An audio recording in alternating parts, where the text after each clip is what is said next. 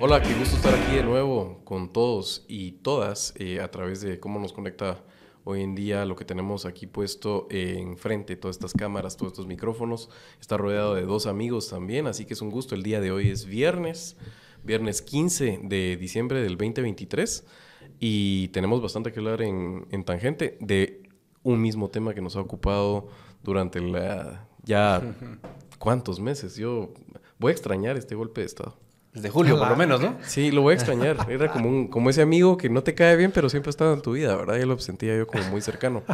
Pero en fin, para empezar a hablar de eso, porque tenemos bastante que hablar, vamos a conversar hoy con un abogado que auxilia ciudadanos y salva los muebles de la democracia, don Edgar Ortiz. ¿Cómo está? Bien, ¿ustedes?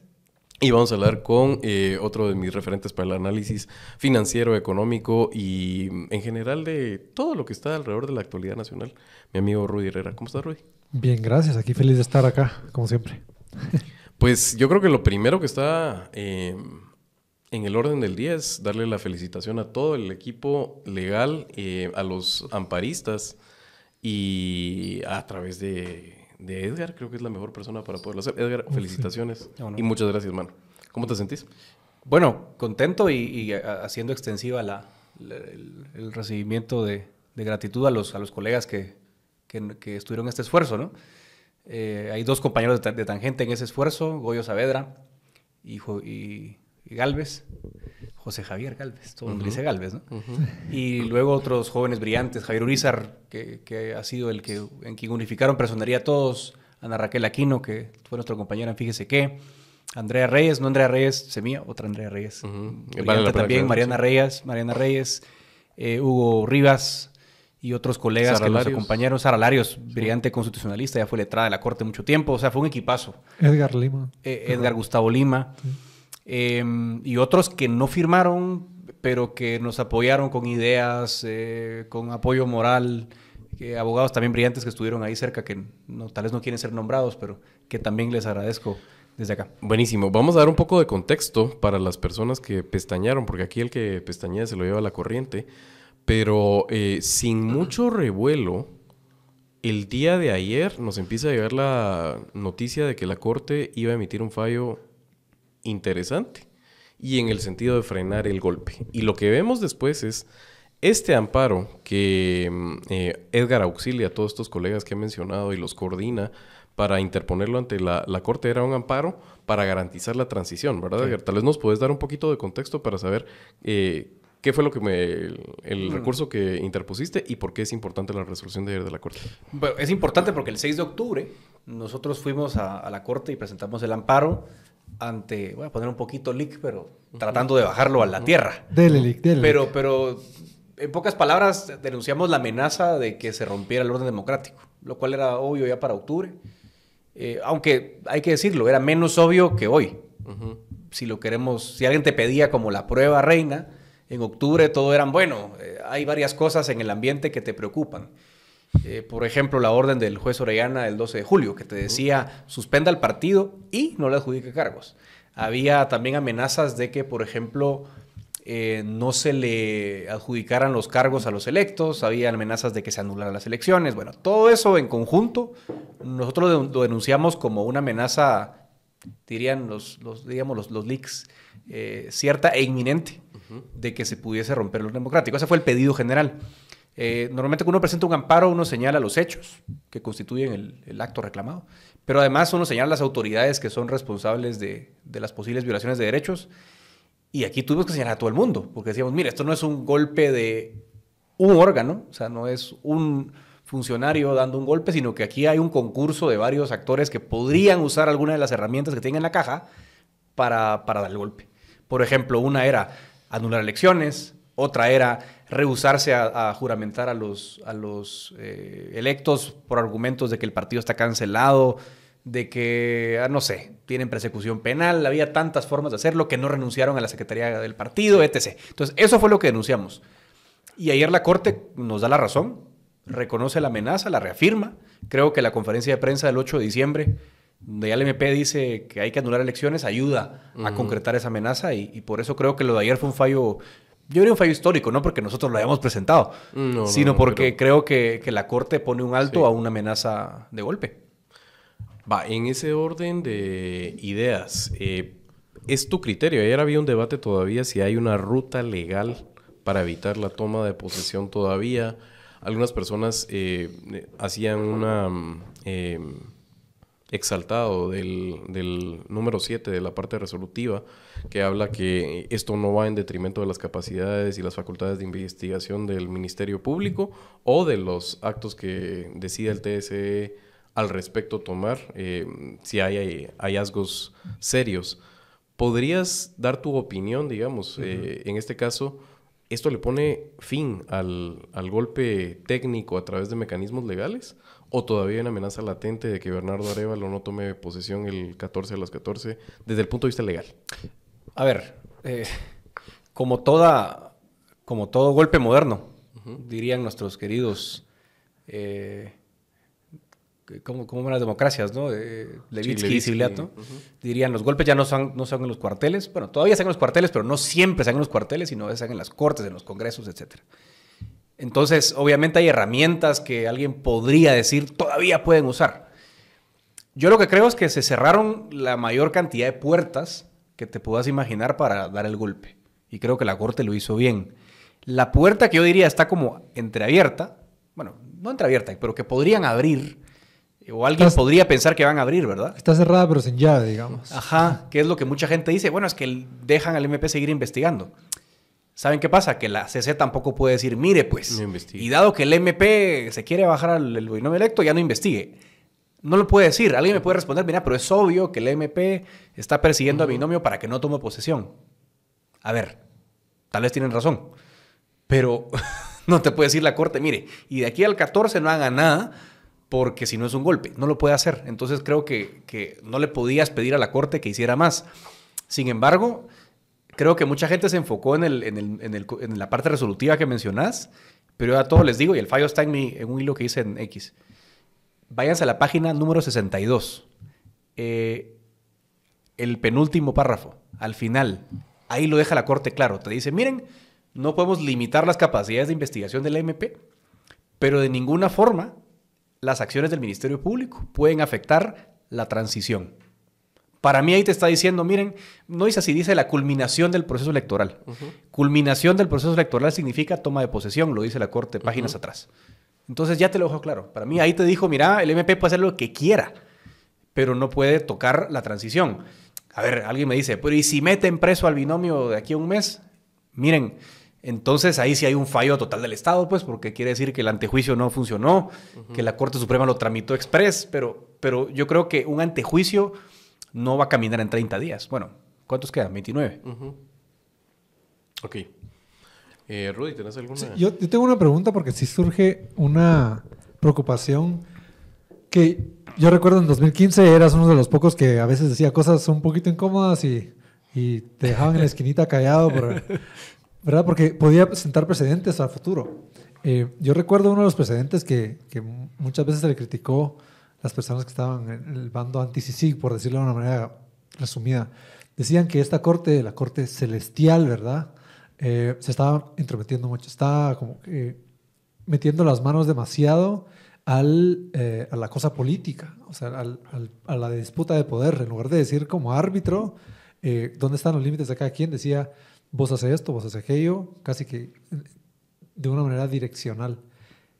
¿Cómo es que este caso, o cómo es que la situación que estamos viviendo ahorita se diferencia o es similar, o tiene una similitud con esas preocupaciones anteriores? ¿Y cómo es que nos sentamos un precedente en el que de nuevo tenemos que regresar siempre a la Corte de Constitucionalidad? Tal vez explicarnos por qué es que en este caso sí, tal vez necesitamos que sea esta Corte la que es la entidad, la institución que tiene que hacer este dictamen, y por qué no es una preocupación en términos de precedentes, o por qué sí, no sé. No, yo creo que acá, o sea, podríamos hacer un análisis bien interesante de cómo la Corte guatemalteca jugó un rol más allá de lo que debería, ¿verdad? Pero yo creo que, a ver, hay una función, y fíjense que esto sí es interesante en términos de derecho comparado, ¿no? Cuando uno lee la Constitución de Guatemala y se va al artículo 268, que es el que nos habla de la Corte Constitucional, dice algo que normalmente no lees en otros tribunales constitucionales. Dice que su función es la defensa del orden constitucional. Ese mandato tan amplio no lo tienen otras cortes. Normalmente las cortes constitucionales son legisladores pasivos, revisan legislación, si es legal o no, etc. O son cámaras. O son cámaras. Dentro del mismo organigrama del OJ. Exacto, digamos, en otros sistemas como el americano, bueno, casi toda América Latina, de hecho, no tienen corte constitucional. Ajá. Solo Guatemala, Perú, Chile, Bolivia, y se me escapa otro país, son 5 o 6 los que tienen corte constitucional. Y en Europa los que tienen, igual, es una corte que ve otras cosas. Pero ese mandato amplio siempre estuvo ahí. Y en un momento como este, sí tenía que meterse la corte. De hecho, yo creo que tal vez lo pudo haber hecho antes. O sea, porque lo que tenemos abiertamente y a todas luces es que los órganos de control, cortes, MP, se habían salido de su ámbito de competencia.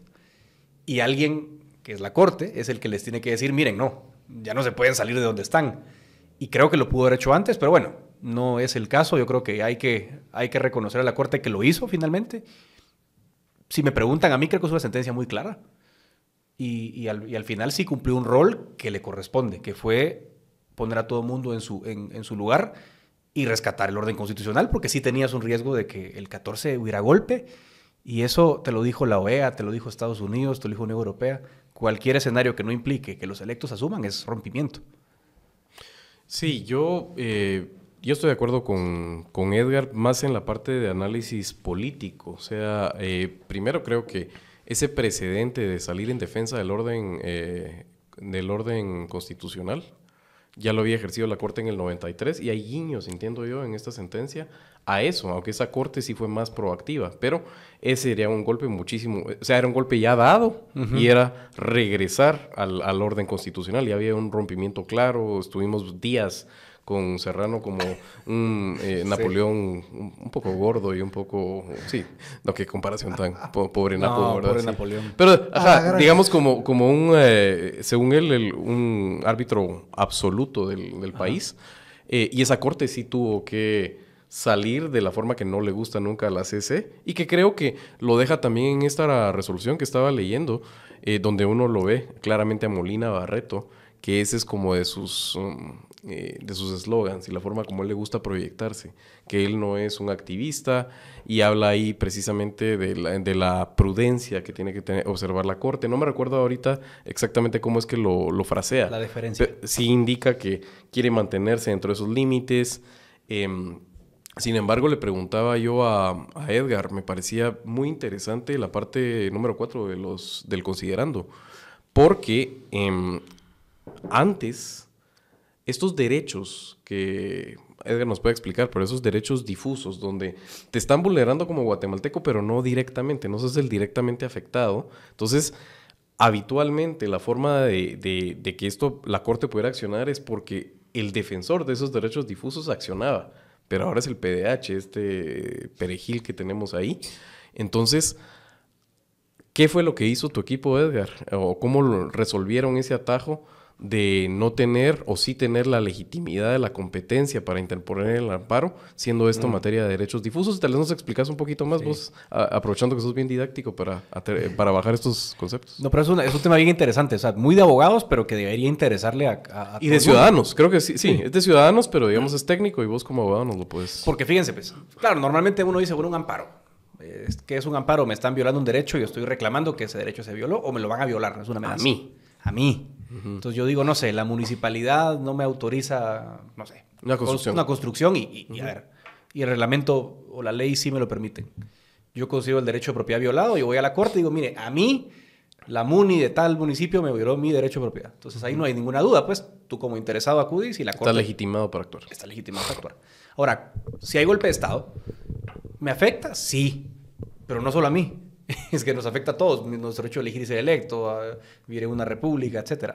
Es difuso porque, digamos, al que vos no estás accediendo al cargo. Vos fuiste un elector, te afecta absolutamente todo lo que tiene que ver las externalidades, pero directamente no es que no te estén dejando tomar posesión a vos. Entonces, como votante, eso es un derecho difuso. Exacto. Ya. Entonces, es un derecho difuso porque le afecta a un colectivo más amplio que a ti.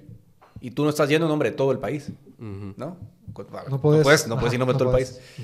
Entonces, la Corte, a partir del año 2009, curiosamente por una elección de Corte Suprema, Ujú. un amparo que auxilia a Alfonso Carrillo, por cierto, que fue un abogado muy activo, es un abogado muy activo todavía en estos temas cívicos, él cuestiona la elección de Corte Suprema porque aparecen unos informes de la CICIG en ese momento.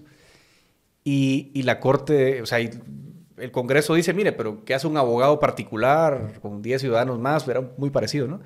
Hablando de elección de cortes, en todo caso, que vengan los, no sé, los aspirantes o alguien directamente afectado. Y la Corte dice en ese momento que no, que el derecho a un poder judicial independiente es un derecho difuso, que si bien la PDH es la llamada a proteger derechos difusos, eso no debería impedir que en casos de trascendencia nacional o de interés general alguien pueda ir en nombre de todos. Y entonces se la acepta y a partir de ahí nace una jurisprudencia.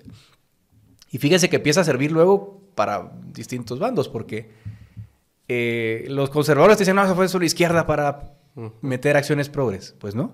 Pero, En 2014, por ejemplo, un abogado particular dice, Claudia Paz y Paz se tiene que ir en mayo de 2014 y no en noviembre. ujú, Y ese abogado particular, ¿qué interés tenía? ujú, Directamente ninguno, era un derecho difuso. ¿No? Y la Corte lo accede y dice, sí, se puede. En 2015, Karen Fisher, hoy famosa también por la denuncia, también presenta un amparo en nombre del presidente, ¿no? Otto Pérez Molina por su antejuicio y tal. O sea, se ha usado izquierdas-derechas. O sea, no es un tema de que activismo de izquierda-derecha. La verdad es que todo el mundo lo empezó a usar. Esta magistratura nos había preocupado un poco porque a partir de este año, en varios fallos comenzó a restringir este punto y dijo, miren, no, derechos difusos, para eso hay PDH, y comenzó a cerrar la puerta. Y nosotros dijimos, ok, eso es preocupante no solo por este caso, sino por otros casos que podrían en el futuro. Entonces recordamos un fallo muy importante de esta Corte, el fallo de Consuelo Porras. ¿Se acuerdan ustedes que cuando el que meta Consuelo en la nómina de 6. la comisión de postulación estaba votando, había solo 5, ¿no? Nadie quería votar por Consuelo. Y un abogado particular acude a la Corte y dice, miren, la comisión postuladora tendría que votar por el mejor evaluado. De nuevo, ese abogado en representación de quién iba. Iba como un ciudadano particular en defensa de hechos difusos. Entonces recordamos ese caso. Y creo que la Corte hizo una correcta ponderación en esta oportunidad y dijo, ok, sí. O sea, sí, siempre sí se mantiene esta idea de los derechos difusos y creo que esta es una victoria a largo plazo. Sí. Porque no es, en esencia, el corazón de lo que pedimos, que era evitar el golpe, pero sí devuelve a la Corte, digamos, a esa esfera de que los derechos difusos puedan ser defendidos. Claro, la Corte se reserva un poquito Sí, lo escribe. caso a caso, ¿verdad? Sí, lo escribe. Dice que es una situación excepcional y por la amenaza y lo que podría suceder. Pero de hecho, esa manifestación de molestia, porque el ponente es Molina Barreto, el vocal número 3 de la Corte en este momento, es interesante porque lo que hace es resaltar aún más la amenaza de que haya un rompimiento constitucional. Así que esa parte es muy interesante. Te quería preguntar también, Edgar, que les otorgan el amparo en definitiva. Esto ya no es un provisional. Aquí ya no hay... Desamparo no hay, ¿verdad? No. Ok. Y lo que vi también es que les deniegan el amparo hacia el presidente. Sí. ¿Correcto? Sí. Que eso se ha dicho poco, pero básicamente no importa tanto porque el proceso de transición, esas mesas que tuvieron, ese paripé, esa baile que tuvieron, que montaron de la transición larguísima, con el ministro de Trabajo, con la secretaria de SGPlan, ese proceso ya concluyó. Básicamente lo que podría seguir haciendo Yamatei es el uso de las fuerzas públicas, que parece que no va por ahí el asunto.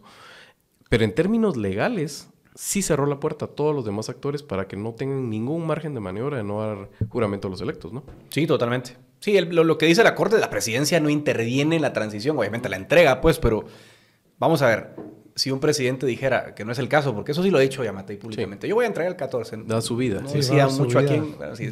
No, siendo honestos, él nunca ha dicho, no, va a entregar. Entonces, digamos, no es que una facultad presidencial sea no me voy.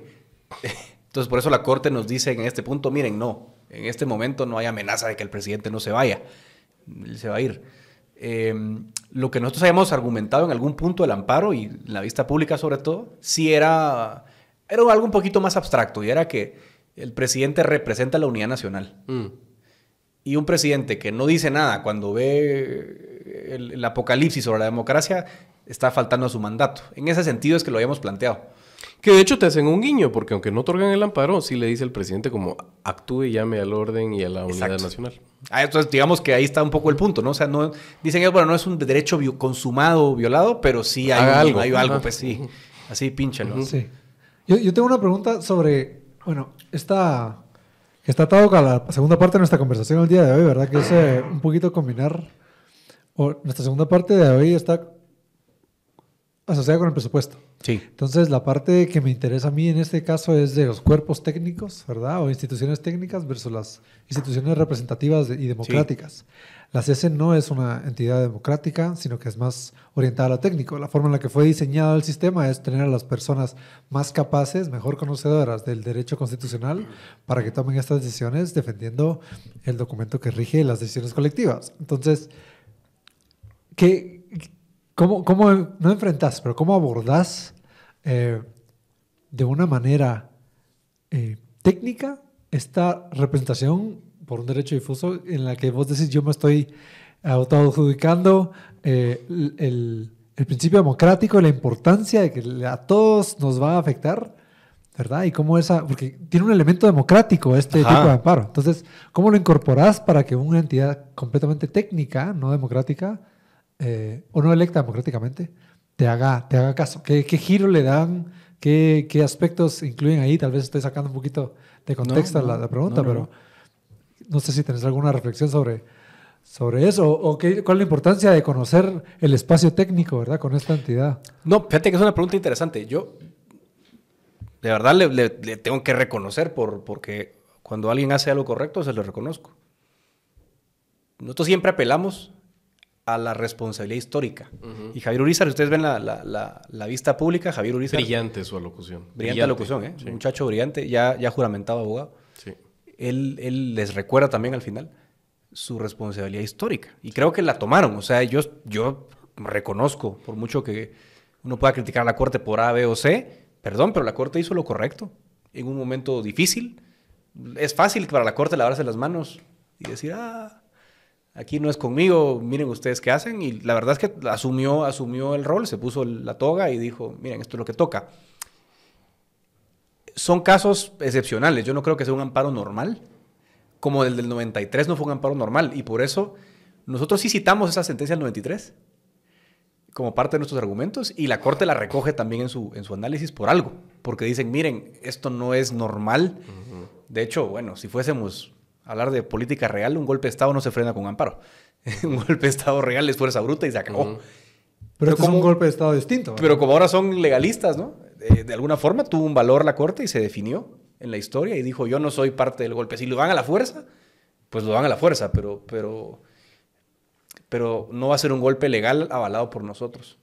Entonces creo que a ver, en casos como estos hay una responsabilidad histórica por una parte y por otra parte hay un tema de que le estás pidiendo un órgano técnico, que también es una parte técnica, mire, haga valer los valores de la Constitución, porque el valor de la democracia como tal sí es un valor recogido en la Constitución. ¿Y eso qué significa la democracia? Pues, vamos a hablar un montón, pues, pero aquí queda claro que podemos discutir aquí que democracia deliberativa, pero el punto es, si no asume el que ganó, estamos todos claros que no hay democracia. Y la Corte dijo, pues me toca asumir mi rol histórico y decirles sí. Sí. La otra parte que te quería preguntar es, ya tuve oportunidad de poder ver el voto razonado de Néstor Vázquez, que es el único que vota en la minoría, es el 4-1 la resolución. Parece, a ver si lo entiendo yo, es Néstor está de acuerdo con todos los conceptos. Lo único que él se guarda es que él no mira la amenaza como la miran los ponentes del amparo. ¿Es así? Sí, correcto. En resumidas cuentas, el magistrado Vázquez lo que está diciendo es sí a todo. Incluso da a entender, estoy aquí obviamente hiperresumiendo, da a entender que según él la amenaza no existe porque la Corte ya se ha pronunciado en otras ocasiones. Si ustedes ven la sentencia de ayer, la Corte resume, de hecho, todos los fallos que ha emitido en esta crisis, desde julio para acá. Y él dice, miren, con esos fallos ya es suficiente. Esa es la única diferencia de fondo, pero él no dice, sí, que anulen las elecciones, tampoco. Creo que es un criterio muy procesalista, ¿no? O sea, cree que esos dictámenes anteriores se van a respetar y es suficiente y no hay más que hacer. Sería repetitivo, redundante votar a favor en este caso. Esa es la perspectiva que tiene. O la que comunica su voto diferente del resto, ¿verdad? Básicamente. Sí, o sea, es un sí, pero no, argumentativo. ¿Por qué es importante esto? Y esa lectura hay que hacerla política y nos da un mapa de la Corte en este momento, en ese sentido de si todavía queda alguno que tenga, no sé si necesariamente golpista, pero que le costaba más dar el paso, porque la lectura política sería, qué bueno que le puso por fin esta puntilla, por lo menos a la parte legal del golpe. Podemos hablar todavía de la parte por la fuerza bruta, aunque yo creo que eso no es amenaza en este momento y coincidimos creo que no solo en esta mesa, sino afuera. No está en modo golpe el ejército, ni las fuerzas de seguridad, etcétera. Se me fue la idea. Presupuesto. No, sí, pero antes del presupuesto, el mapa político, sí. Sí. Creo que la Corte en este momento... no es que Néstor sea 100% golpista, creo yo. Yo creo que es muy difícil quedarse en esa minoría absoluta en este momento. Pero todavía hay bastantes cosas que les pueden caer encima y todavía tienen un mes de presión de los actuales diputados y especialmente de Yamatei y de su novio. Creo que por ahí va un poco el asunto, además de que me imagino que Néstor quiere todavía testar un poco más las aguas de cómo los cambios adentro de la correlación de fuerzas en esta sociedad lo llevan a él a la acción. Entonces todavía está como que guardando un poco, no quemando sus puentes como lo están haciendo de alguna forma los otros. Y en eso les quería preguntar, saliéndonos del amparo, digamos, ya. Bueno, sí, no sé si me permitís. Sí, por supuesto. Pero yo creo, tal vez relacionando con lo que acabas de mencionar y con la analogía que nos dabas al principio, Edgar, de las puertas cerradas, siento que esa puerta que se quedó sin llave o que se quedó entreabierta, en realidad les permite abrir una ruta que les solo es un pasillo con una puerta más, que tienen que lograr abrir y después otra puerta más, porque lo que tienen que buscar con ese proceso de que el MP tiene, como es su ámbito, tiene la potestad de seguir investigando y después solicitar retiro ante juicio y después le toca a la CSJ que se los quite y después, o el tribunal tendría que considerar todas las evidencias que se les hicieron otorgadas, que haciendo un paréntesis, ¿verdad? Ya escuchamos primeras declaraciones de uno de los magistrados suplentes diciendo que lo que habían recibido era difícil de leer o era solo cosas que ya sabían, o sea, imágenes y escaneadas que completamente no se podía leer nada porque era una imagen completa en negro impresa, ¿verdad? Pero regresando, y creo que esa ruta de ese pasillo solo con una puerta al final del pasillo es diferente a lo que veíamos antes, que era veíamos varias formas o varios cuartos con múltiples puertas y no sabíamos por dónde. La conferencia del Ministerio Público evidenció la ruta que tenían o la puerta que habían decidido abrir y por dónde iban a trazar, y eso les sirvió también de evidencia a ustedes, ¿verdad? Para presentar este amparo. O sea que al final, digamos, la ruta política, que tiene que pasar por lo técnico, porque emprendieron una ruta técnica de golpe, se les hizo chiquito y angosto el pasillo, y cada vez encontraron puertas más y más cerradas, o más largos los pasillos, y se les está acabando el tiempo, ¿verdad? Entonces yo creo que sí. El tema político va atado. Ahorita, digamos, a mí me cuesta ver todo esto solamente como algo técnico, o sea, sí, claro, como algo... Es que no lo es. Y las posturas de estos actores, este 4-1 también es político, o sea, aparte de ser una justificación técnica la que te permite razonar tu voto, pues tenés algo político de trasfondo, sea lo que sea que votes, siento yo. Es que si sos Yamatei, digamos los que se asume uno, que son en algunos momentos, y uno no sabe si Yamatei ya se bajó de esto entre las horas de trabajo y solo es Miguelito. Ese tipo de información es difícil tenerla actualizada, pero si en algún momento uno tenía la noción de que la rosca del presidente y Miguel Martínez, algunos diputados, unos cuantos jueces por ahí, algunos magistrados de salas, la anterior Corte Suprema de Justicia, eran golpistas, Entonces, lo primero es, ¿puedo dar yo un golpe de Estado con las fuerzas de seguridad? No. O sea, me daría un paria internacional, las mismas fuerzas de seguridad no están por esa labor, entonces está difícil. Entonces, tiene que ser una chapa y una pátina de legalidad. ¿Quién la puede dar? La persecución penal. Entonces, el MP, haz lo tuyo. Tenemos aquel audio que no sabemos si es de Yamatei y de Miguelito hablando del MP y que se apure la señora. No dijo señora, ¿verdad? Sí. Que se apure el aborigen, no dijo aborigen. Bueno, en fin, lo que sucedió ahí, en ese audio tiene que ser por la vía legal. Tiene que ser una pátina de legalidad que le pintemos. Y necesitan para eso la Corte de Constitucionalidad. Y yo creo que lo que no ha ayudado a entender y que es como la niebla de la guerra, como diría Clausewitz, es que son un montón de cosas que han pasado en una transición muy larga. Pero realmente la decisión casi que para mí la toma la Corte de Constitucionalidad cuando dice, ¿saben qué? Si hay segunda vuelta. Ese es el momento. Es que ese día es... ¿Cómo vas a revertir realmente después un resultado de alguien que pasa la primera ronda y después gana 60-40? Claro, en ese momento no se sabía, pero a nadie se le escapaba que ganara Sandra. En todo caso, me parece que lo que no ayuda a entender esta jugada es, han sido aliados en el pasado y separarte de aliados como cuesta. Y es difícil romper esas conexiones. Se saben unas cosas de los otros. Hay cariño. Además, también creo que si algo les ha enseñado a los jugadores del tablero guatemalteco es, si no te gusta cómo está configurado, espera. Espera, gana tiempo. Así es como terminaron, por ejemplo, sacando la CICIG. La CICIG empieza a cometer errores propios, se le acaba su espacio político y pacientemente, aunque estaban en la minoría de la sociedad, fueron aprovechando para posicionarse simplemente por aguantarla. Consuelo Porras, ¿cuánto tiempo nos tuvo aguantando para ver si ella estaba o no alineada con el famoso pacto de corruptos? O sea, era un debate encendido. Sí, Consuelo, esa es su agenda, no se ha destapado, estaba vigilante, todas esas cuestiones. Entonces creo que en este caso, Molina Barreto...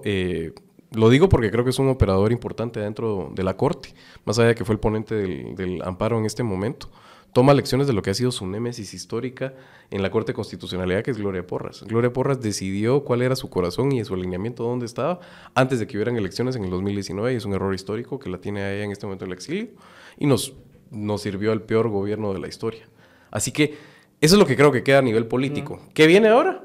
Debilitar a Semilla por parte de las personas que todavía no les quieren dar un chance honesto de hacer un buen gobierno. Ahora, eso es válido, hay herramientas válidas para debilitar en la política al oponente y hay otras que no son tan válidas y son espurias. Y eso nos lleva a hablar de lo que les viene quedando a estos, que ya no serían golpistas, ¿verdad? Sino que ahora serían como la oposición. Se están convirtiendo en la oposición. La oposición lo que hizo, Rudy, si nos puedes hacer el resumen para la otra parte que es importante del día de hoy, es aprobar un presupuesto, nos vas a describir cómo, que queda en definitiva, es lo que entiendo hoy, ¿verdad? O sea, hoy sale publicado en el Diario de Centroamérica, sancionado por el presidente, es ley en este momento. El presupuesto general de ingresos y egresos de la Nación es el que aprobaron en la misma sesión que le retiraron a los magistrados el antejuicio, ¿correcto? Pues bueno, a mí lo que me gustaría hacer es tal vez tomar un par de hojazos en mis notas, ¿verdad? Porque creo que el presupuesto es algo que requiere mucho detalle. Me gustaría también resaltar que quienes no han visto el episodio anterior de Tangente, donde estuvo Ricardo Barrientos aquí en una entrevista con Daniel Herring, que lo vean.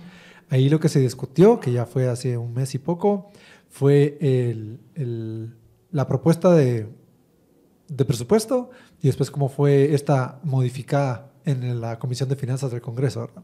Entonces me gustaría resaltar algún par de cosas importantes. Primero las fechas, ¿verdad? El 2 de septiembre el Ministerio de Finanzas tiene como fecha límite que presentar una propuesta para que el Congreso la apruebe. El Congreso la recibe y la manda a la Comisión de Finanzas del Congreso, en donde el 24 de octubre le dan un dictamen favorable después de hacerle una serie de modificaciones, ¿verdad?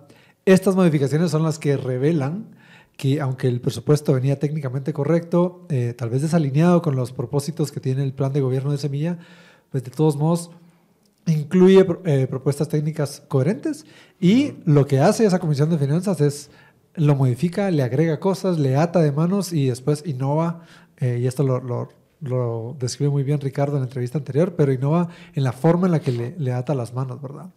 Y después, el 30 de noviembre, que es la fecha límite que tiene el Congreso para aprobar este dictamen que viene de la Comisión de Finanzas, lo aprueba. menos de una hora antes de que termine la fecha límite, que es el 30 de noviembre a la medianoche, ahora a las 11:59 tienen que haberlo aprobado, y logran los votos y logran ¿verdad? Perdón, pero es un mamarracho de presupuesto que tiene como objetivo funcionar de plan B para atarle de manos al gobierno entrante si es que no se logran a esos fines de realizar el golpe técnico, ¿verdad? Y con defensores como los que tenemos aquí, que yo lo he visto en cancha, ahora lo veo también en frente de las cámaras. Edgar y compañía pues defendieron muy bien la democracia, pero de todos modos esta herramienta les sirve al Congreso para adjudicarse a ellos la posibilidad de ejecución. Entonces, el 15 de diciembre hoy se termina de concretar ese plan B, que es ya el presidente firmó, ¿verdad? Y se publicó. Pero básicamente lo que tenemos, para resumirles, es que teníamos una propuesta de Congreso de parte de la Comisión de Finanzas de 133 artículos, en donde básicamente hay 8 capítulos, hay 3 títulos. Los primeros 2 son los estándares, pero el tercero se llama disposiciones generales. Entonces, de ahí en adelante comienzan muchas cosas variadas en donde se puede modificar el presupuesto anterior a diestra y siniestra, y hay cosas que llaman la atención, ¿verdad? Hay, por ejemplo, en el artículo 102 que venía de la propuesta, una ampliación al presupuesto general de ingresos y egresos, en donde permite ampliar para la ejecución de recursos de una manera específica, y después otra vez en el 114, modificaciones de presupuesto de gasto, y básicamente en el artículo 114 que venía, ahí es donde vemos que se le quita fondos al MESPAS, ¿verdad? Al Ministerio de Salud, al Ministerio de Desarrollo Social, al Ministerio de Gobernación y a la SAT. A la SAT. Exacto. Entonces se le quita al ente recaudador de los impuestos que son parte de la que mayoría más de tiene situado ingresos. Constitucional de acuerdo a lo que recauda, Exacto. que no lo está cumpliendo según Que las aquí proyecciones. podríamos ver también una ruta técnica legal para oponerse a este presupuesto, porque la SAT tiene un mínimo de lo que recauda que tiene que recibir, y aquí se le está quitando 274 millones, ¿verdad? Wow. Entonces, tenemos eso, y tenemos el aumento para el organismo judicial, 400 millones, Ministerio Público 370 millones, la Universidad de San Carlos 200 millones, el RENAP 200 millones, y esto solo para que quede el mismo techo, ¿verdad? Como le tenemos que aumentar a estas entidades, le quitamos a otras, y son todas estas que dificultan la gestión para la agenda social, que era parte del plan de gobierno de Semilla. O sea, al final de cuentas se está dando salud, educación, seguridad de una manera técnica a través de hacerlo ley. Y luego viene entonces el día del 30 de ¿cómo se llama? Bueno, y hay otra cosa. Atan en la forma en la que el gobierno, el organismo ejecutivo puede el rollover de la deuda. Colocar bonos. Se puede colocar deuda, digamos, pública. Entonces lo que termina sucediendo es que se aprueba que tiene que ser previa a tiene que realizarse de manera previa a una aprobación del Congreso cada vez que el Ejecutivo quiera emitir nueva deuda. Entonces aquí se le está diciendo, mire, usted me tiene que venir a pedir permiso cada vez que usted necesite fondos. Y ya sabemos que los fondos que recauda la SAT no son suficientes para ni siquiera cubrir los costos operativos o de funcionamiento del Estado. Entonces, ahí le ataron de manos increíble, pero el 30 de noviembre pasó algo. Y aquí es donde innovamos un poquito, o no innovamos, pero tenemos cosas nuevas que revelan un poco el modus operandi del presupuesto como herramienta para bienes maléficos, digamos, ¿verdad? Porque lo que vimos fue modificaciones que, por ejemplo, modificaron el artículo 116, en donde era un proyecto de un proyecto de agua potable para el departamento de Santa Rosa, y el 30 viene un grupo de diputados y dice, ¿saben qué? Aquí hay una enmienda por sustitución. Yo quiero que se quede el artículo 116, pero que ya no diga lo del agua potable. Ahora lo que quiero es que diga que el Ministerio de Comunicaciones tiene que invertir esta cantidad de millones en Covial, esta cantidad de millones en dirección de caminos, o sea, nada que ver desde el punto de vista técnico. Solo estás diciéndole al nuevo gobierno, usted por ley tiene que hacer todas estas obras, y le da un listado de decenas de obras que las pueden encontrar ahí, que algunas de ellas tienen identificación en el sistema de inversión pública y otras no, pero dice, usted tiene que por ley ir a ejecutar estas obras. Entonces ahí le ata de manos. Esto de nuevo ya lo sabemos, que se hacía antes, pero aquí lo aumenta. Luego en el listado de ONGs, veníamos de un listado en donde las ONGs que tenían que recibir fondos, porque aquí uno de los artículos del presupuesto es que si una ONG no está en el presupuesto aprobado, los fondos públicos no pueden ir a esa ONG. O sea, tiene que estar en el presupuesto aprobado del 30 de noviembre. Si no, no se le puede modificar por razón o motivo alguno, no se le puede. Y entonces lo que hacen es aumentan la cantidad de asignaciones especiales, ¿verdad? Para el Ministerio de Salud tenían 43, Ministerio de Educación 27, Ministerio de Gobernación 4, Ministerio de Trabajo 5, Ministerio de Economía 6.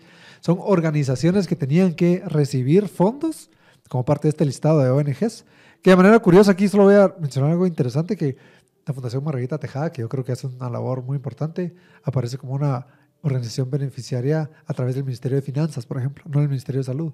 Entonces, ahí es donde uno también se pone a pensar por qué es que dejamos que personas políticas, porque son representantes democráticamente electos, están tomando decisiones técnicas. Porque ahí se ve que meten la pata.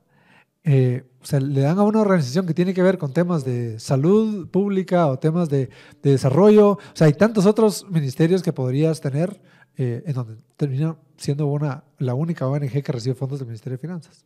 Eso es un detalle, ¿verdad? Otros detalles es que el 30 de noviembre tuvieron que modificar algunos de los textos que venían de la Comisión de Finanzas, porque la Comisión de Finanzas había aprobado en estos reajustes, decía, vamos a reducir por 500. Decía, solo 500. Le faltó poner millones de quetzales, por ejemplo. Entonces, errorcitos así en la Comisión de Finanzas, donde escuchamos a Samuel Pérez decir, miren, esta gente no leyó. Y esa es la evidencia de que la gente de esa comisión no leyó, y después llega al Congreso y tampoco lo leyeron y tuvieron que ir a corregir la plana los mismos que habían metido la pata anteriormente. Aquí hay varias cosas. Entonces, para podemos empacar, sí. Sí, perdón, tal vez Rudy estaba enojado, creo yo, ¿verdad? Porque, o sea, y además Rudy es muy técnico en el manejo de esto, pero creo que lo primero es la lectura, ¿verdad? Solo para resumirla, es un presupuesto mal hecho, es un presupuesto antitécnico.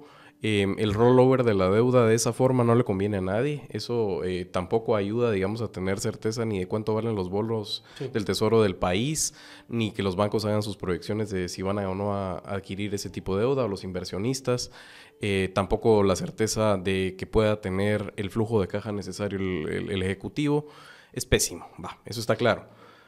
Primera pregunta para ustedes dos, el que quiera me la contesta, es, ¿no sienten que aunque Semilla mostró su descontento e hizo esfuerzos para parar esto, pudo haber hecho más? Yo creo que sí. O sea, vamos a ver, voy a entrar en la conversación que propone también Rudy, porque creo que están amarrados los dos temas. Yo creo que hay una dimensión técnica inevitable del presupuesto, como también hay una dimensión técnica inevitable cuando el Congreso aprueba una ley, un código procesal, también es un tema técnico, ¿no? Pero bueno, es un tema político. Pero es un tema... ¿ah? Es un tema político. ¿Dónde pones el pisto? Es un tema político. No, claro, pero dónde poner la plata es un tema político, efectivamente. Entonces, creo que aquí hay dos conversaciones que hay que tener en canales separados, ¿no? Una es los vicios técnicos del presupuesto, incluso notables. Inconstitucionalidades. Eso te iba a decir yo también. Como, por ejemplo, si no se asigna la cuota legal o constitucional definida, es una materia de inconstitucionalidad, o si se abusa de algunos mecanismos de asignación de presupuesto conforme a la ley orgánica del presupuesto. Pero primero aclaro la audiencia, ¿no? Hay una ley especial constitucional que se llama Ley Orgánica del Presupuesto. La Ley Orgánica del Presupuesto te marca las reglas del juego de un presupuesto nacional. Entonces, el Congreso puede aprobar presupuestos anuales siempre jugando adentro de las reglas de la Ley Orgánica del Presupuesto. Y si el Congreso se sale, pues hay inconstitucionalidades. Vamos a hacer un ejemplo. En el 2014, en las épocas aquellas de aplanadoras de Líder y Patriota, aprueban el presupuesto para 2014, o para 2015 creo que fue. Y en el presupuesto, artículo 80, meten un impuesto a la telefónica. Eso es inconstitucional. La ley del presupuesto dice que no podés decretar impuestos en la ley del presupuesto. No se puede. Tienes que hacerlo en una discusión aparte. Entonces, la Corte lo declaró inconstitucional. O sea, tenemos casos en los cuales la Corte ha declarado inconstitucionales algunas disposiciones de los presupuestos anuales. Esa es una discusión. Pero luego está la parte política. O sea, si el legislativo te dice, no, hermano, tu política social a mí no me importa, yo le doy plata al MP, al OJ, eso sí es juego político. Y son las reglas del juego. Y tenés que ir al Congreso a cabildear votos, ¿no? Y, por ejemplo, que Semilla haya logrado solo 6 votos en sus enmiendas, te dice que el cabildeo legislativo fue muy pobre, ¿no? No creo que Semilla tenga solo 6 votos en el Congreso para otros temas. Supongo que tienen... A ver, hay aliados naturales, hay aliados circunstanciales y hay aliados que tenés que ir a buscar. No te digo que lo hubiese Habría ganado. que preguntarse siquiera si los otros diputados conocían de las enmiendas de Semilla. Claro. Entonces, ahí sí creo que faltó un trabajo político que, bueno, ¿qué es lo que les va a tocar el otro año? El otro año estarán un poco mejor parados, sentados en el Ejecutivo y con 23 diputados, pero quiera que no, aunque tengas solo 6 hoy en el Congreso, sos el gobierno electo. Sí, y yo creo que esa ficha política es súper pesada, ¿no? Y esa se puede aprovechar mucho mejor. O sea, la capacidad que tenés para socializar a tu público, una audiencia gigante que te está siguiendo el hilo de lo que ponemos en redes, que ya es algo que demostró Semilla que sí, la gente le pone atención. Puede ser también la agenda que vos le presentás a tus posibles aliados. Así les decís, claro, miren, ustedes también se pueden montar a esta ola claro, de comunicación, a esta narrativa en donde ustedes salen beneficiados de esta imagen, ¿verdad? Y creo que la estrategia, como vos mencionabas, tal vez no fue comunicada internamente antes de salir y entonces terminás peleando una lucha mucho más aislada, menos amplia y al final de cuentas insuficiente para lo que necesitas en este cabildeo político. O sea, yo creo que sí se puede haber hecho un mejor trabajo. Es que es una situación atípica, pero viendo la aberración que es este presupuesto, creo que se pudo haber jugado más agresivo de parte de Semilla en varios frentes. Los diálogos y las articulaciones que se han estado haciendo para parar el golpe de Estado, también en eso creo que cabía la conversación de entorpecer este gobierno, porque ese es como el soft golpe.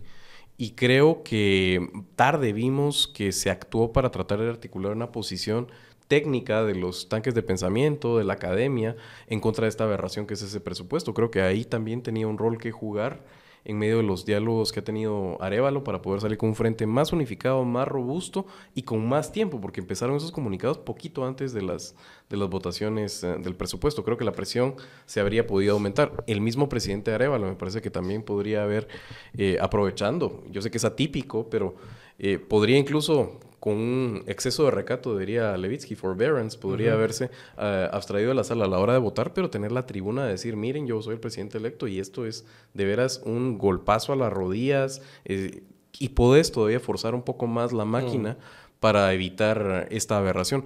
Mi pregunta es, Edgar, ahora entendiendo que la Corte de Constitucionalidad se sacude así las cadenas, que ya lo intuíamos, pero creo que ahora es más claro para el resto de las personas, ¿habría materia para interponer inconstitucionalidades y que esta Corte, en este caso, se empiece a realinear otra vez con el poder y de alguna forma acceda, aunque con la boca pequeña, y que por lo menos las partes más groseras de este presupuesto caigan? Algunos argumentan que efectivamente es tan expansivo. Los candados son legales. Sí, los candados son legales. Pero el rollover de la deuda, por ejemplo, es una de las cosas que han dicho, miren, o sea, esto sí ya escapa a la competencia del legislativo. O sea, si está aprobado cuánto es que puedes contratar, de poner y de colocar de bonos, ya cómo los colocas y que esto es un control excesivo y es leonino la forma de negociar del... Solo para sumar un poquito a la pregunta también, ¿habría una posibilidad de también apelar a esta separación de poderes y responsabilidades distintas, complementarias que tiene cada organismo para decir, no te corresponde, legislativo, dirigir de manera tan específica todos los programas o todas las posibles modificaciones de dónde va el presupuesto o no? O dónde van los fondos ya a la hora de ejecutar. Yo te puedo dar un techo o un espacio de maniobra, pero no te puedo decir exactamente qué hacer, porque si no, sos ejecutivo. Y no sé si hay una cabida ahí o qué. A ver, yo tengo que analizar mejor el presupuesto aprobado, porque había leído el original, luego leí el de la comisión y bueno, como dicen, entra un camello, sale un caballo, ¿verdad? Entonces, todavía necesito tiempo para entender algunas cosas de la versión final, sobre todo que ya la publicaron en el diario oficial. Ahora, por ejemplo, temas como no asignar el sitiado constitucional a una entidad o legal. Cosas como los bonos que podrían limitar las facultades del Ejecutivo. Yo creo que son temas que sí va a haber que pelear en la Corte Constitucional y me atrevería a decir que son cosas que de hecho no son tan políticas. O sea, son cosas técnicas que si las plantean bien deberían prosperar en la Corte. Ahora, eso te resuelve, como digo, una parte del problema. Ahora, hay otras partes del problema que no te las va a resolver. Bueno, las asignaciones y los candados, todo eso es político. Recuérdense que el presupuesto se puede modificar. Entonces, para mí que aquí se abren como 3 batallas. La batalla constitucional, que va a ser muy acotada a los aspectos, ahí sí, como diría Rudy, técnicos que el Congreso pudo haber incurrido en fallos, que digo, los bonos me parece de cajón, ¿verdad? O sea, ahí sí estás limitando una facultad del Ejecutivo. Que si es un control, muy debatible, ¿no? Sí. Ahora, recuerden otra cosa, el presupuesto ustedes lo pueden modificar 100 veces si quieren. Entonces también hay una alternativa política en 2024 con un Congreso nuevo meter enmiendas. en el que tú puedes hacer reformas al presupuesto. Sí, se hacen todos los años, pero obviamente dependerá del músculo político y la cancha que vaya sacando semilla, sacando los codos. Pero para mientras, juguemos con la idea de que la quieren jugar así de hostil, ¿verdad? Yo escuchaba hoy en la mañana con criterio a Julio Héctor Estrada. Y le decía, se están ahogando en un vaso de agua. Esas son las palabras textuales que él dijo, literales. Dijo, se están ahogando en un vaso de agua. La ejecución se puede ir negociando. No sé si la palabra es negociando y eso ya son paráfrasis mía, ¿no? de Julio Héctor, pero básicamente el mensaje es la calidad del gasto importa y si ustedes pueden tener controles de la calidad del gasto, hay cómo frenar esto que se está yendo a saqueo. O sea, lo único es que tienen que estar bien claros de cuáles son esas minas donde están puestas, no detonarlas, y cuando tengan sospechas se pueden poner toda la batería que tiene el Ejecutivo ahí para poder evidenciar que son, pues, o sea, contratos lesivos para el Estado, que etcétera, etcétera, etcétera. Sí, y a partir de de eso, que sistemáticamente se saquea. ¿vos qué pensás de eso que dice Julio Héctor?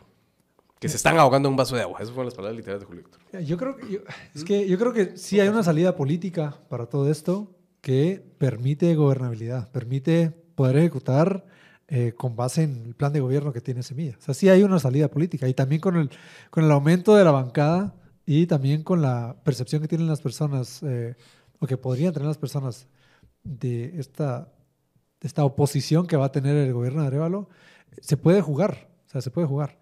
Además, técnicamente sí hay recursos, pero también el presupuesto en estas disposiciones generales dice a estos montos no se les puede modificar. Entonces la ley, tendrías que regresar de todos modos a esta ley y es como un doble esfuerzo político. Ya no es solamente una modificación, sino una modificación con una derogación de un artículo, imagino yo. Se puede.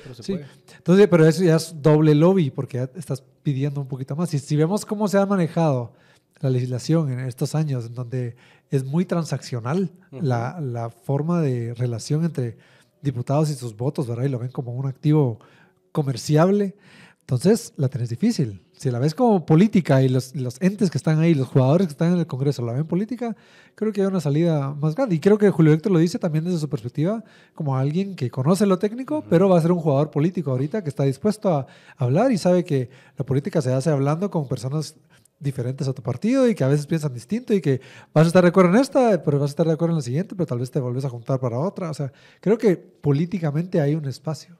Técnicamente lo veo un poco más difícil con la ley como fue aprobada, porque sí le pone candados que lo obligan, o sea, como que la siguiente ronda se juega en lo político. Eso es lo que quiero decir al final de cuentas. Entonces, si le ves salida política, sí. Si te pones pesimista y pensás que Semilla, porque Semilla a veces lo perciben como superpoderoso y a veces como un grupito de niños en una bancada de jovencitos. Si lo ves como bancada de jovencitos, tú no puedes ser optimista en que van a políticamente poder darle giro a esta herramienta.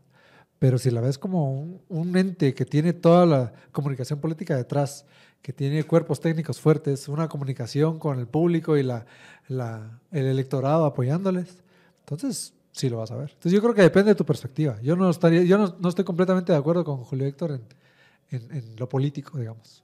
Es que yo creo que tenés razón, pero no todo es peleable en la opinión pública, porque el presupuesto se te vuelve un tema técnico que honestamente ni Dios lo entiende. Entonces, yo creo que la política tiene partes feas, ¿no? Como cualquier empleo, ¿no? Ser contable debe ser bien aburrido de una empresa. Hay gente que le gusta, a mí me parece, no aguantaría. Entonces, la política tiene partes complicadas y tenés que jugar con lo que tenés. El Congreso, o sea, el electorado votó por Bernardo Arévalo, pero también votó por un montón de bancadas que son lo que son. Y eso es lo que hay. Y en enero 14, bueno, 15, porque el 14 es la toma de posesión, pues es solemnes para celebrar. A partir del 15 es lo que hay. Y esos 110, 15, no sé cuántos que no están contigo, es lo que hay. y te va a tocar jugar con eso. Formas de negociar tenés que descubrirlas, ¿no? Y no todo va a ser tan fácil pelearlo, yo creo, en la parte mediática. O sea, que sí te ayuda. La comunicación es importante. Pero también como diría Bismarck, ¿no? Nadie quiere saber cómo se hacen ni las salchichas ni las leyes. También las negociaciones detrás, que no es corrupción necesariamente. O sea, no estoy diciendo, sí, vayan a sobornar, no, pero la negociación de qué obra quieren priorizar, tarará, te va a tocar hacerlo. Ahí sí le doy la razón a Julio Héctor en esa parte, él va a ser diputado, él fue ministro de Finanzas. Mira, te va a tocar sentarte con los distritales y discutir algunos temas de prioridades y tal. Te va a tocar nombrar gobernadores. No sé si hay cuadros de gobernación. Acuérdate que también los diputados controlan algunos codedes. Entonces, ojo, ¿se acuerdan el presidente Jimmy, ¿no? Que ahora el gobernador no lo pone unilateralmente. Te lo sugiere el CODEDE. Bueno, se va a tratar de que traigan un montón de negociaciones, ¿no? Los gobernadores en Guatemala los nomina la sociedad civil y los escoge el presidente. Pero esa sociedad civil, ¿quiénes son? Sí. Depende, hay un filtro ahí y quienes se sientan en eso son el sistema de comités de comunidades consejos de desarrollo. Y eso es, al final de cuentas, que se vuelven esas redes locales, políticas, y que eso explica después por qué ciertos son alcaldes y por qué ciertos son diputados distritales. Entonces hay ahí una maraña en la cual tienen que aprender ahora a gobernar prácticamente semilla con esto. Yo creo, sin embargo, que hay una oportunidad. Si los diputados quieren jugarla así de rudo, vamos, así de te pongo el candado y me tenés que pagar, no es difícil en ese caso ver esas donde están tan teledirigidas las erogaciones, que hay un interés, e investigar eso y transparentarlo, creo que es peor. Creo que es de Luises XV, que piensan que después de ellos el diluvio y que solo están en plan de saqueo. O sea, creo que no es sostenible este nivel de cleptocracia, y que si Semilla, y especialmente el presidente Arévalo, es muy hábil para no caer en las honduras técnicas, donde solo Rudy como 15 más son felices, sino que lo que enseña es este presupuesto está hecho para robar. Siempre ha estado hecho para robar, pero ahora miren cómo están robando. Creo que puede tener la posibilidad de readecuarlo, de que la Corte le eche la mano con lo peorcito, que es el rollover de la deuda y tal vez algunos candados por ahí. Pero sí es una oportunidad política para Semilla de no cometer el error que hizo Jimmy, que es que no me dejan gobernar. ¿Se acuerdan? Claro, los 6 meses fueron horribles. Sí, sino de liderar, demostrando y destapando dónde está la gusanera. Entonces, tal vez ahí está el primer reto que va a tener a nivel político y de comunicación el gobierno. Y lo digo político y de comunicación porque van de la mano. Sí es importante, siento yo, tener a la sociedad clara en ese clivaje de robar, no robar, pero del otro lado también hay que operarlo adentro de otros estamentos, como lo estaba diciendo Eder, porque ahí se dirime verdaderamente la política. Ese principio de la salchicha, de lo que no nos enteramos como sociedad la mayoría, y algunos de nosotros en esta mesa nos enteramos en algunos momentos, y es verdaderamente asqueroso lo que pulula por ahí. Si puedo agregar solo dos cositas, dos comentarios. Uno, que es un dato curioso, también el presupuesto dice que la presidencia o que el Ejecutivo no puede modificar los montos dedicados a su equipo de comunicación. Ah, sí. O sea, también hablando de cómo ya le ató de manos también una herramienta que es esta de la opinión pública un poco, ¿verdad? Que solo puede gastar en canales que tengan alcance nacional. Cobertura gratuita y nacional. Bueno, haz como AMLO, haz mañaneras. Sí. Es que, mira, yo también creo que a mí hay que quitarse un poco. Bueno, vos sacás esto es una pelea, vos sacás un bat de béisbol, bueno, yo también. Entonces, mañanera como AMLO, y me pongo aquí a... Es que a eso me refiero. Es que tenés que jugar con lo que tenés. Sí. No, y esto, al final, perdón, yo sí creo que tenés razón, me metí en estas honduras técnicas, ¿verdad? No, está bien. Al final lo importante, tal vez, quitándome mi gorro de economista y pasando más al de que estudió un poquito de políticas públicas y que está aprendiendo mucho de qué significa hacer política en Guatemala. La herramienta del presupuesto aquí y en cualquier país es al final una herramienta político-técnica que pasa por un proceso interinstitucional, pero que trae a todo mundo a la mesa porque ahí está la plata. Es la mejor herramienta donde uno puede dejar evidenciado las formas de operar, los intereses, ¿verdad? Porque si vemos las obras y las mapeamos, vamos a ver hacia dónde está yendo la plata, porque si vemos, vamos a ver los distritos que están más representados o no ahí. Y tal vez por eso me gustaría recomendarle a las personas, si es que una vez al año quieren leer una ley, nueva, que sea la del presupuesto. Madre mía. Discrepo. Sí, sí. No, pero yo una ley nueva que es solo La ley aplicable orgánica para del eso. presupuesto. O No, el no, presupuesto la del anual. presupuesto Peor. anual. Madre mía, es un No sé. mamotreto. Pero está O bien. sea, no, pero Vamos a perder seguidores, Rudy. será, no, hombre. Y si no, Es que broma. vengan aquí y yo les ayudo. Pero a lo que quiero llegar es que es donde más claramente, creo yo, se queda evidenciada Las verdaderas la forma en la que intenciones. funciona el Estado. Entonces, por eso también ahí se queman un poco estas Claro. personas, ¿verdad? Evidencian sin querer, queriendo, por dónde van sus movidas y la forma de operar. Porque esto de los canales, ¿verdad? Eso es claramente algo. Alguien llamó a alguien para que se emitiera ese artículo. Es un artículo súper breve. Hay otros artículos que de verdad son 3 líneas y dice, tiene que invertir en esto. Y es súper arbitrario, no hay justificación de nada. Entonces, Tampoco tenés obligación de cumplirlo. Por supuesto, es un techo. Sí. O sea, insisto, o sea, tenés razón. Pero hay que hacer una fusión de tu valioso talento técnico con el político, porque hay cosas que también son, acuérdate, son techos. A esta ONG asígnele, pues no. Pues no. aquí es donde digo yo, digamos, sí, Tenés finanzas. pero no puedes, vamos a ver, no puedes destinar esto a otro No. sin una readecuación. Está bien. ¿Verdad? Especialmente si te ponen candados en la readecuación. Entonces yo No, pero lo que lo digo que es de Edgar que dice- evidencia. O sea, lo que vos decís también es exactamente, yo estoy repitiendo un poquito en otras palabras, ¿verdad? Esto te dice qué intereses hay. O sea, Ujú. porque la plata es lo que trae a todos a la Claro, mesa. obvio. Al que estaba desinteresado, al que se está preocupando solo por su comunidad, aquí los trae a todos a hablar. Y el hecho de que sea interinstitucional y que incluya a los consejos de desarrollo también te evidencia que hasta los intereses locales se van a ver aquí, porque hay trabajos de dragados de ríos, ¿verdad? Hay trabajos de alcantarillado, hay mercados que tienen que ser construidos. Eso aparece en ese documento. Entonces ahí te dice qué es lo que se quiere hacer. Entonces, Yo creo que los diputados sobreestiman sus fuerzas, sinceramente. O sea, muchas personas aquí te analizan y te dicen que el órgano de poder, el poder más fuerte en Guatemala es el Congreso. Y ese es un análisis que lo puedes hacer leyendo el tinglado institucional, cómo está armado.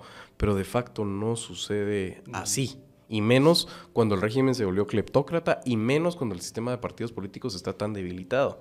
Estos micos lo único que quieren es sacar los réditos. Entonces, sí hay una oportunidad, es difícil, o sea, sí es así como como hilar una aguja, es difícil, pero se puede hacer para reconfigurar esos incentivos cleptocráticos. Realmente, llegado a cierto punto, ¿quién quiere enfrentarse a 1000 contra un ejecutivo si el ejecutivo jugó bien las cartas y tiene una masa de los actores organizados y una masa de la población que se sienta el aliento en la nuca completamente enfrentados? No muchos van a querer eso y se van a empezar a fragmentar si Semilla lo hace bien. Ahora, si Semilla juega torpemente, sí puede tener alrededor de un liderazgo muy hábil alguien que de repente los debilite, los ponga en el suelo y que lo que los obligue es a lo que estos quieren, que es negociar y que Semilla pase a ser, pues sí, un gobierno más de estos corruptos donde todo el presupuesto se va en cleptocracia. Entonces, creo que la jugaron demasiado agresivos, sobreestimando sus fuerzas, porque todo este tiempo a mí me da la sensación de que la clase política no está conectada con el verdadero pulso del país. Exacto. sí, estoy de acuerdo. No agrego más. Porque ese es el punto. Bueno, entonces si no agrega más, tal vez Rudy quiera agregar algo más antes de que cerremos el programa. No, yo creo que también ahí estamos. Buena nota, la verdad. Podría ser muy bien el final.